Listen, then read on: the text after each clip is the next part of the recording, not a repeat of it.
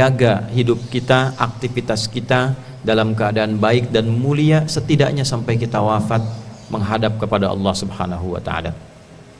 Hadis yang dimaksudkan haddatsana qala an Abi Hurairah radhiyallahu taala anhu, hadis tersampaikan pada sahabat mulia Abu Hurairah Abdurrahman bin Sahar, semoga Allah meridai kepada beliau, anin Nabi sallallahu alaihi wasallam, dari Nabi sallallahu alaihi wasallam, qala, beliau bersabda, yushiku alla taquma as-sa'atu hatta yuqbada al-ilmu wa tadhhara al-fitanu wa yakthura al-kadhibu wa tataqarab al-aswaqu wa yataqarabu az-zaman.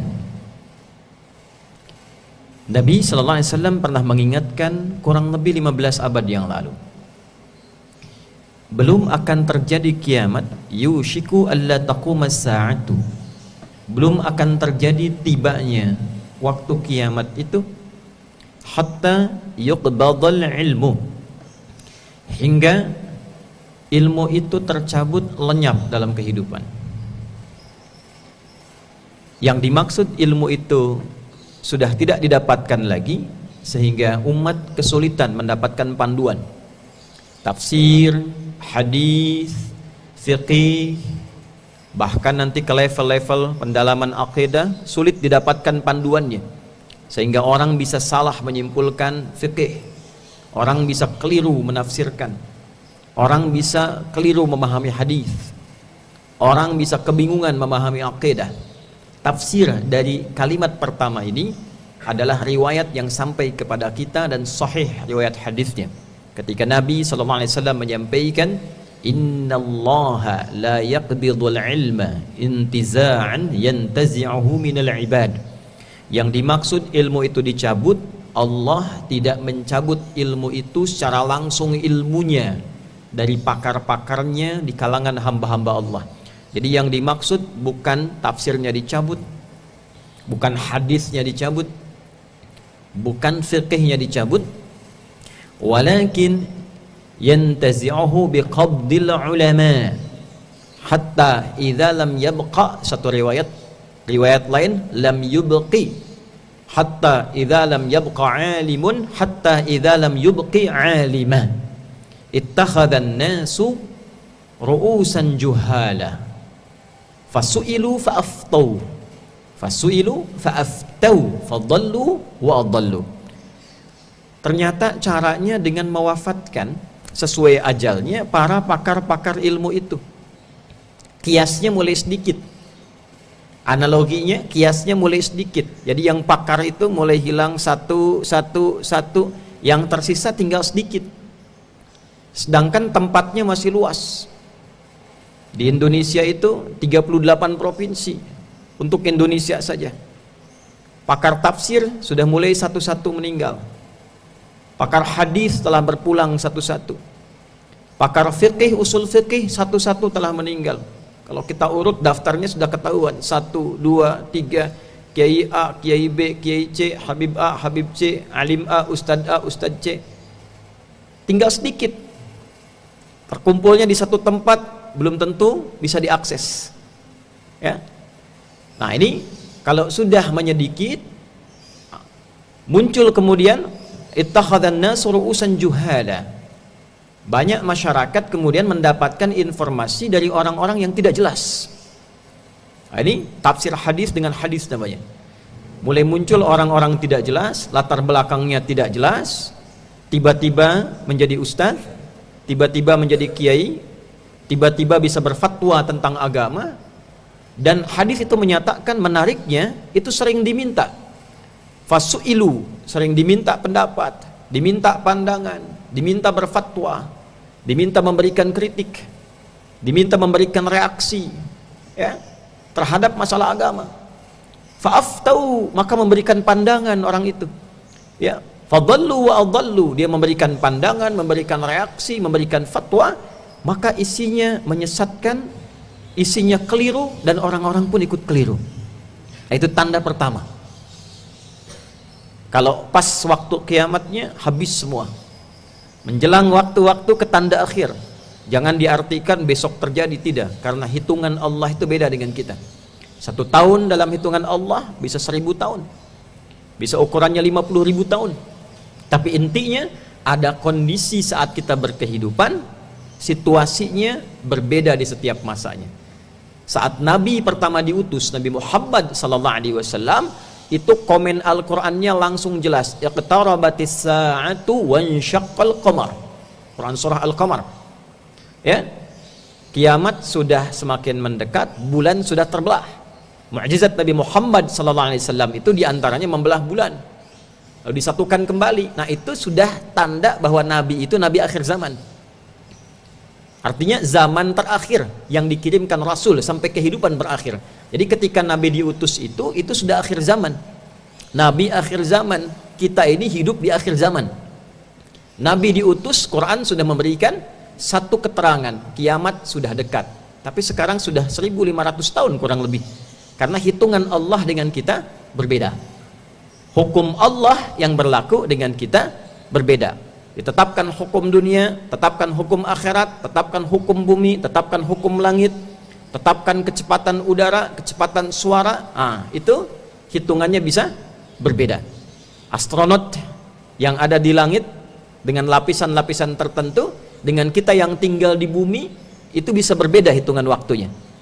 Apalagi kalau kita bicara tentang aspek-aspek gaib, masalah agama. Tapi yang kita perlu garis bawahi dalam catatan ulama hadis adalah fenomenanya. Jadi bukan mencari waktunya, kapan kiamat, kiamat terjadi kapan, bukan itu. Yang kita perhatikan, kita hidup di era apa? Tantangan zaman Nabi SAW dengan era sahabat ketika Nabi meninggal itu berbeda. Situasi era sahabat dengan tabi'in berbeda. Situasi era tabi'in dengan masa pertengahan, abad pertengahan itu berbeda. Abad itu dengan kita sekarang itu tidak sama. Tapi nanti ada situasi yang kita alami untuk menyadarkan kepada kita, Anda hidup di situasi ini, Anda berinteraksi di situasi ini, ada begini fenomenanya, begini cara menghadapinya. Nah, akan ada di situasi itu, kata Nabi, saat ulama-ulama sudah mulai sedikit, tampaklah kemudian orang-orang yang tidak jelas latar belakangnya tiba-tiba punya pengaruh keagamaan di lingkungan masyarakat dan tidak punya kepakaran di bidangnya, tapi peminatnya ada. Dan yang menariknya ketika memberikan reaksi, memberikan pendapat, memberikan pandangan, bahkan diminta untuk memunculkan itu keluar, itu ada segelintir masyarakat yang mengikuti itu semua, maka keliru dan ikut keliru yang lainnya. Kalau dibahas bukan urusan agama, mungkin kurang mendapat perhatian. Tapi yang dimaksud hadis ini ada korelasinya dengan pembahasan-pembahasan keagamaan. Satu. Yang kedua, watadharal fitanu. Dari sini muncul mulai banyak fitnah. Wa yakthural kadhibu. Muncul mulai manipulasi, kebohongan-kebohongan. Mulai banyak perdebatan, mulai banyak polemik, mulai banyak perselisihan, mulai banyak framing, mulai banyak hoax, mulai banyak adu domba, mulai kok bisa Ustadz A dengan Ustadz B bisa bertengkar, bisa Ustadz C dengan Ustadz D bisa berselisih, dan itu bagi sebagian kalangan jadi diminati. Kalau kita putar beberapa hari ke belakang, betapa banyak perdebatan marak di lingkungan fasilitas yang kelak akan disebut dalam hadis ini isyaratnya, dan disampaikan oleh para ulama kesimpulannya. Saya teruskan hadisnya. Wa tataqarubal aswaqu wa yataqarubaz zamanu. Ya. Dan terjadi percepatan digital. Terjemah di antara para penafsir hadis ini, terjadi percepatan digital. Ada digitalisasi, ada alat-alat canggih sehingga berdampak kepada inti hadisnya, pasar mudah diakses. Dulu kita berangkat manual pakai ojek, pakai angkutan perkotaan ke pasar, pulang lagi, beli barang, transaksi langsung pulang. Sekarang diklik datang online. Nah, apa hubungan dengan hadis bagian pertama tadi? Nah, semua serba online. Dari offline menjadi online. Kehidupannya tidak hanya offline. Dulu ceramah bisa offline, sekarang online. Dulu kontennya itu offline, sekarang online. Maka kita bisa saksikan di YouTube, di Instagram, di Facebook dan sebagainya, banyak online terjadi. Di antara online itu ada dua yang digarisbawahi oleh para ulama dalam konteks hadis ini. Ada materi bermuatan niaga, ada materi bermuatan agama. Niaga itu dagang, jualan. Taqarubul aswaq, taqarubuz zaman. Waktunya makin terasa cepat. Tadinya pergi ke Amerika jauh sekali. Sekarang diklik berita di Amerika sampai. Pesan online tiba di waktu yang sama, kita pesan di waktu yang sama diterima. Langsung. Tapi tadharal fitan wa yakfural kadhib. Manipulasinya akan banyak. Tiba-tiba ada jualan framing, Ustadz A promosi jualan C barangnya, padahal ustadznya tidak pernah tahu. Teknologinya berkembang. Ada AI, artificial intelligence, suara dimirip-miripkan, frekuensinya didekat-dekatkan, seakan mirip, digambarkan tampilan ustadznya, Ustadz A jualan garam, garam ruqyah, padahal tidak pernah A ini berbicara tentang garam ruqyah. Ustadz B promosi minyak wangi begini begitu, tapi tidak pernah ada korelasinya. Bisa terjadi demikian. Nah, itu yang dimaksud hadis ini. Ada yang digunakan perangkat online untuk menipu. Kejahatannya bertambah, fitnahnya makin banyak. Itu aspek niaga. Ada aspek agama, sama persis. Akan muncul konten-konten ditampilkan. Para kontainer-kontainer, produsen konten, upload ini, upload itu. Tak peduli yang ditampilkan itu apa bentuknya, yang penting subscribernya banyak, yang penting peminatnya banyak. Tidak melihat apakah ini berdampak pada perselisihan, apakah mengalir pada fitnah, apakah mengalir pada manipulasi. Bahkan ayat-ayat beberapa turun untuk mengingatkan peristiwa itu. Wa idza ja'ahum amrun minal amni awil khaufi adza'u bih. Ada satu peristiwa yang terjadi di era Nabi. Ada satu pihak yang kalau melihat Nabi itu diburu, dicari. Kira-kira yang bisa jadi konten apa? Satu kali Nabi keluar dari rumahnya sallallahu alaihi wasallam, masuk ke dalam masjid dalam wajah yang tidak biasa. Maka produsen konten ini senang melihat itu. Dia keluar bawa pasir, dia lempar-lemparkan di tangannya begini. Lalu dia katakan, Nabi telah menceraikan istri-istrinya, Muhammad telah menceraikan istri-istrinya. Maka Umar yang melihat itu lantas kemudian meluruskan itu dan mengatakan, tidak benar, Rasulullah tidak menceraikan istri-istrinya, Rasulullah tidak menceraikan istri-istrinya. Maka turunlah Quran surah keempat An-Nisa di ayat 83 itu. Wa idza ja'ahum amrun minal amni awil khaufi adza'u bi. Perhatikan, idza bertemu dengan fi'il madhi maknanya mudhari'. Al-ibratu bi umumil lafzi la bi khususis sababi. Kalau ada idza ketemu dengan fi'il madhi maknanya mudhari. Kalau ada idz bertemu dengan fi'il mudhari maknanya madhi. Artinya apa? Peristiwa itu dimungkinkan terjadi lagi di masa depan. Ada peristiwa di era Nabi, ada orang-orang yang senang bikin konten, apapun itu nggak peduli. Yang penting dia bisa upload di masyarakat, yang penting jadi sensasi, konsumsi publik, ramai, tak peduli orang berselisih atau tidak. Yang penting dia mendapatkan apa yang dia ingin raih dari itu. Dulu di zaman Nabi ada itu, kelak di era yang lain kemungkinan bisa terjadi. Ada hadis lain mengatakan percepatan digital, konteksnya online, sekarang berpindah dari offline ke online. Dan terjadi. Dan terjadi. Kasus yang kedua Sayyidah Aisyah radhiyallahu taala anha, ketika beliau kehilangan liontinnya dan ditemani ajudan untuk mencari, kemudian disebarkan lagi jadi konten. Dan lahirnya fitnah. Tuduhan yang tidak pantas, fahisyah. Ya, tuduhan yang tidak pantas pada istri Nabi sallallahu alaihi wasallam disebarkan menjadi hoax bertebaran. Dan turunlah Quran surah ke-24 An-Nur ayat 19. Innal ladzina yuhibbuna an tashi'al fahishatu fil ladzina amanu lahum 'adzabun alimun fid dunya wal akhirah. Sungguh orang-orang, ini kalimatnya, yang senang menyebarkan hoax, yang senang menyebarkan fitnah, perselisihan, adu domba, problem sosial di masyarakat, khususnya di kalangan orang-orang beriman.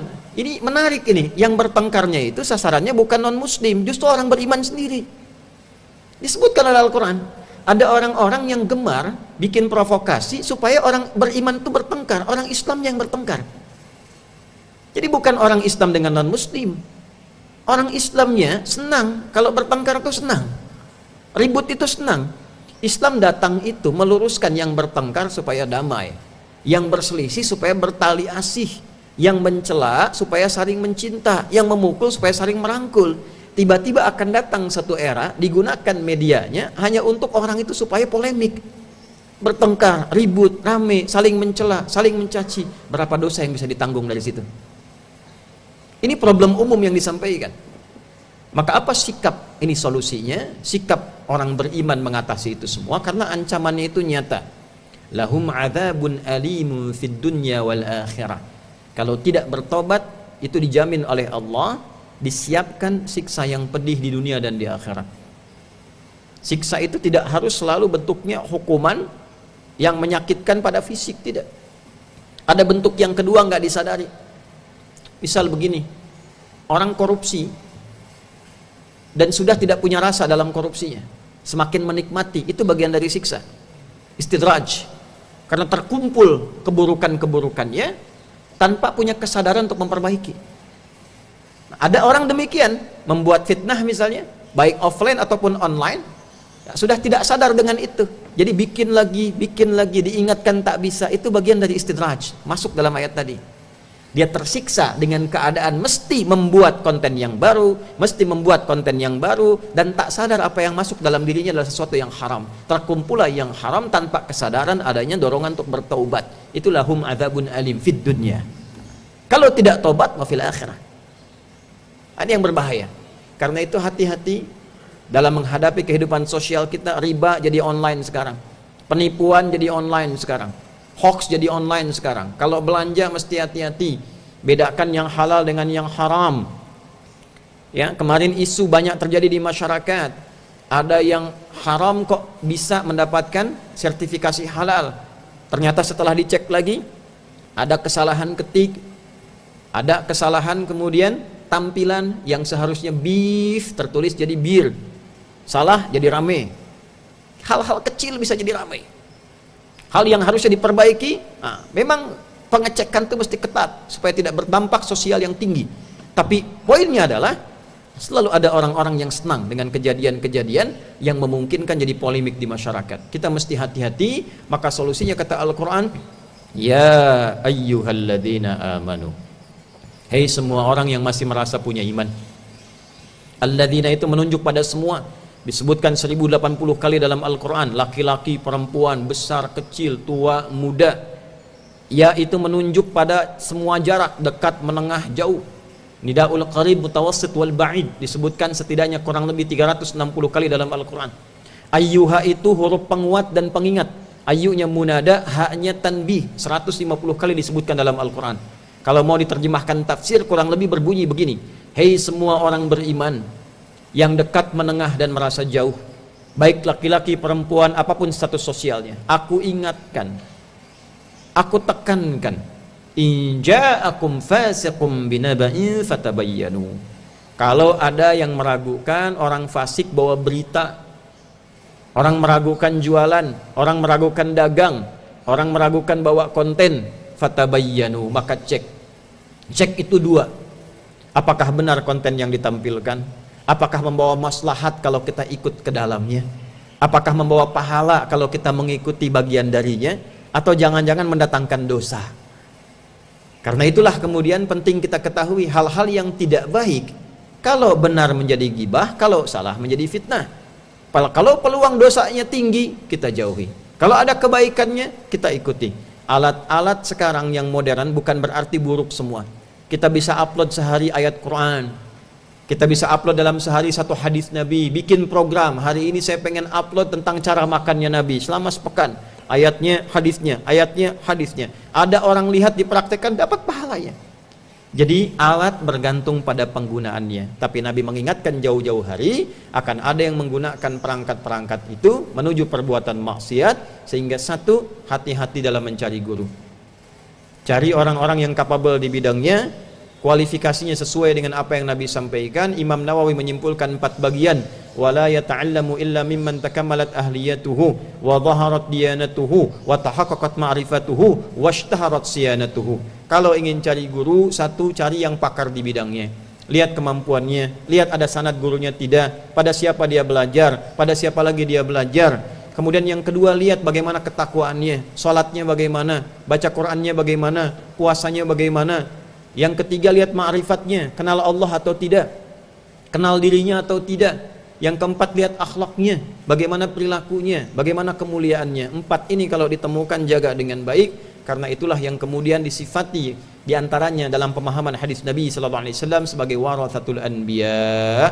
Selebihnya semoga Allah menjaga kita semua dalam kebaikan, memberikan petunjuk dalam kemuliaan, dan semoga Allah memberikan satu taufik yang luas kepada kita dari Jumat ini sehingga dapat membuka lembaran baru untuk saling mendoakan siapapun dia.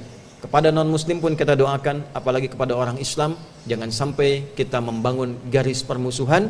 Mari kita hidupkan narasi-narasi kebaikan, saling mendoakan, membangun kemuliaan, saling rukun dalam kebaikan, menghargai pendapat yang berbeda sepanjang memiliki dalil-dalil, dan kita kompak bersama membangun bangsa negara yang kita cintai ini sehingga menjadi baldatun thayyibatun wa rabbun ghafur.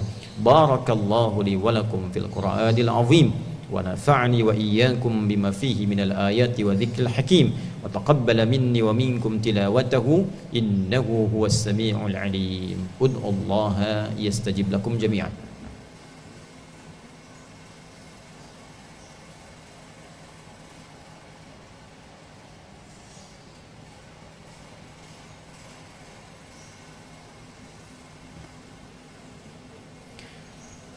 Alhamdulillah wassalatu wassalamu ala rasulillah wa ala alihi wa sahbihi wa mawalah wa ba'd. Faya ibadallah, usi nafsi wa iyyakum bitaqwallahi faqad fazal muttaqun fala tamutunna illa wa antum muslimun. Wa'lamu anna allaha dhakkarana faqala fil Qur'anil karim Inna Allaha wa malaikatahu yusalluna 'alan nabi ya ayyuhalladzina amanu sallu 'alaihi wa sallimu taslima. Allahumma salli wa sallim wa barik 'ala habibikal karim rasulikal mustafal amin nabiyyina wa sayyidina Muhammadin al-amin wa 'ala alihi wa sahbihi wa dhurriyyatihi wa ummatihi ila yaumiddin. اللهم نحمدك حمدا كما علمتنا أن نحمدك ونشكرك شكرا كما علمتنا أن نشكرك أنت المقدم وأنت المؤخر بيدك الخير إنك على كل شيء قدير. ربنا لا تدع لنا في مقامنا هذا ذنبا إلا غفرته ولا هما إلا فرجته ولا دينا إلا قضيته ولا مريضا إلا شفيته ولا حاجة من حوائج الدنيا والآخرة فيها لك رضا وفيها لنا الصلاح إلا قضيتها يا أرحم الراحمين. اللهم بارك لنا جميعا في هذه الجمعة يا أرحم الراحمين كما جعلت هذه الجمعة مباركة. اللهم اجعلنا في كل خير واجمعنا يا الله في كل خير واحفظ بلادنا واجعل بلادنا أندونيسيا بلدة طيبة وأنت ترضاها واهدي أمراءنا ورؤساءنا يا أرحم الراحمين ليهتدوا إلى هدايتك واحفظ علماءنا واجعلهم مخلصين لك الدين يا أرحم الراحمين. Ya Allah, jangan biarkan ada pendosa kecuali Engkau ampuni seluruh dosa-dosanya. Bila ada yang gelisah, mohon tenangkan hatinya. Bila ada yang terlilit utang piutang, mohon berikan rezeki yang dapat melunasi utang-utangnya. Ya Allah, bila ada yang sakit, mohon sembuhkan. Ya Allah, mohon berikan petunjuk kepada para pemimpin kami agar mendapatkan hidayah, memimpin dengan baik yang meringankan hisab mereka di hari kiamat. Ya Allah, mohon jaga para ulama kami agar ikhlas dalam berdakwah, mencerahkan, menyatukan umat berkemajuan. Ya Allah ya Arhamar Rahimin, berkahi negeri ini Indonesia, jadikan negeri yang makmur, yang baik, yang Kau ridai, yang terjauh dari maksiat. Allahumma barik hadhil muassasah ya Arhamar Rahimin, madrasati akhyar ma'hadiha ya Rabbal Alamin, tullabiha wa musyrifiha musyrifatiha ya Arhamar Rahimin. Ya Allah, mohon berkahi tempat ini, sekolah ini, pesantren ini, dan segala yang terkait dengannya, para siswanya, para gurunya, semua yang terlibat di dalamnya ya Allah. Allahumma akhlishum ya Allah, ikhlaskan mereka. Allahumma hafadhum fi kulli khair, jaga dalam kebaikan. Waj'al kullama nusimhu ya Allah li'ala'i kalimatika ibadakan jariyatan laka ya Arhamar Rahimin. Mohon ikhlaskan diri kami ya Allah untuk menjadikan semua apa yang telah kami hadirkan sebagai ibadah, sebagai jariyah kami yang menerangi kubur kami saat kembali kepadamu dan meringankan hisab kami di akhirat saat kami dihisab olehmu ya Arhamar Rahimin. اللهم اجعلنا أهل القرآن الكريم واجعل القرآن صحيبا لنا في الدنيا نورا لنا في القبور وشفيعا لنا في الآخرة يا أرحم الراحمين. Ya Allah, mohon jadikan kami ahli Al-Quran, Al-Quran teman kami di dunia, cahaya bagi kami di alam kubur, syafaat bagi kami di akhirat ya Arhamar Rahimin. Ikfina bihalalika an haramik wa aghnina bi ta'atika an ma'siyatik wa bi fadlika amman siwak. Ya Allah, cukupkan bagi kami segala yang halal darimu ya Allah, jauhkan kami dari yang haram. Anugerahkan kami segala keutamaan ya Allah, jauhkan kami dari segala hal-hal yang buruk. Hadirkan kepada kami kemuliaan yang telah Engkau tetapkan, jauhkan kami dari kehinaan ya Allah ya Arhamar Rahimin dunya wal akhirah. Rabbana atina fid dunya hasanah fil akhirati hasanah wa qina adzabannar. Ya khairan nasirin unsur ikhwatana fi Palestin wa fi Lubnan fi kulli makanil mubtalin. Ya Allah, berikan pertolongan yang terbaik ya Allah pada para pejuang di Palestina, di semua tempat yang tengah Engkau uji. Jaga mereka dalam kebaikan, sabarkan mereka ya Allah. Berikan kami kekuatan untuk membantu dalam segala hal yang Kau izinkan dalam kebaikan ya Rahman ya Rahim. Bifadlika subhana rabbika rabbil izzati amma yasifun.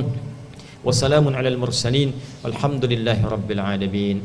Ibadallah, innallaha ya'muru bil adli wal ihsan wa ita'i dzil qurba wa yanha 'anil fahsya'i wal munkari wal baghi. يعظكم لعلكم تذكرون ولذكر الله أكبر والله يعلم ما تصنعون أقيموا الصلاة يرحمكم الله.